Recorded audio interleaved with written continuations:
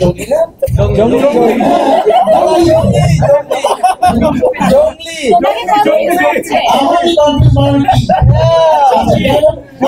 আমি তবে সবাইকে জঙ্গলি নিয়ে আসছি সবার প্রিয় দাদা গৌতম দাদা আমাদের জাতীয় দাদা গৌতম দাদা আমাদের অনেক আমার এই রেডি করার সময় গৌতম দাদা প্রতিদিন আমাকে বলে কত দূর হয়েছে গৌতম দাদা একটু কিছু বলবেন প্লিজ।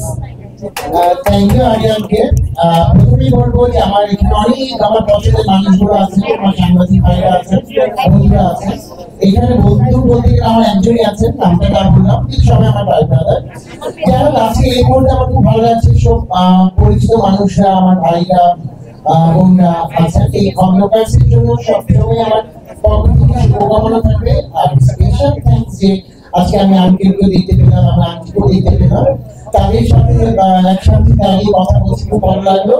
আর যেটা না বললেই নয়, আমার কাছে এটা এই প্রোগ্রামটা আসলো, এই খন্দকার অভিনেতা, সেটা হচ্ছে আমাদের সবার প্রিয় এই ছোট্ট একটা মেয়ে, সে হচ্ছে খুশবু। খুশবুর জন্য একটা হাতেতালি হবে। আমার সাথে প্রথম যোগাযোগ করে খুশবু এই অভিনেতার জন্য। আমাকে কথা বলার পর শুধু আমাকে বললো, দাদা আমি শুধু আপনাদের তিনজন ঠিক চাই। আমি বললাম যে আমি জানি না ব্যাপারে বলেন মিলবে কিনা।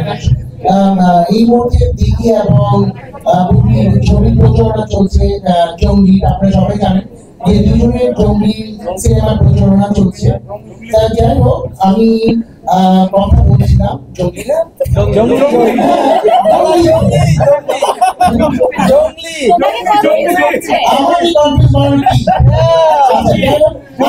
আমি তবে সবাইকে দুই জঙ্গলি নিয়ে আসছি,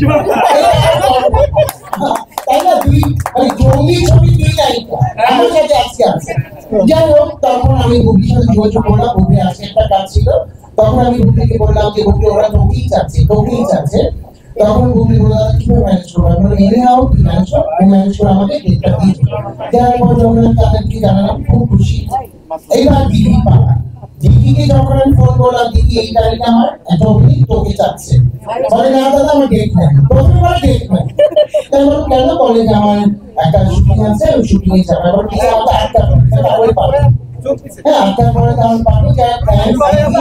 যে আজকে অনেকদিন পর আমরা একসাথে মিলিত হলাম। আর স্পেশালি থ্যাঙ্কস আরিয়ান ভাইকে। আরিয়ান ভাই এত সুন্দর একটা মনের মানুষ, কথা বলেছি, খুবই সুন্দর করে আমার সাথে কথা বলেছে এবং আমাকে খুব সহযোগিতা করেছে, খুব সাহস দিয়েছে। Thank you. সবাই বিজয়ের ভাই ভালো থাকবেন আর আমাদের জন্য দোয়া করবেন, আপনাদের যেন সুন্দর সুন্দর কাজ উপহার দিতে পারি। Thank you so much. এবার আমরা এই আরিয়ান ভাই তো বললো আমাদের কথা, এবার তার মুখে শুনি সেই কি বলে, তার এই সব নিয়ে কি বলে, আপনার শুনতে চান তো? আচ্ছা, আরিয়ান ভাই কি শুনতে